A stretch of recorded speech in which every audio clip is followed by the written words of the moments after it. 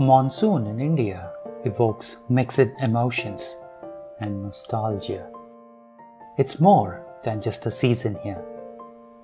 A Rainy Day in Rainland by Adithya Biloor is an extraordinary image that transforms the deluge into a masterpiece full of color, motion, and imagination. The story unfolds on a rainy day behind a curtain of water, putting the viewer instantly in the downpour.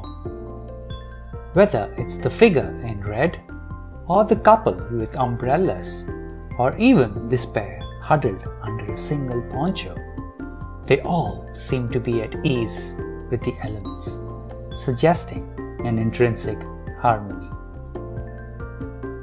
The swaying palm tree conveys the sheer force of this downpour, and the electric pole adds a sense of realism, being the only stationary subject, while all others are in motion.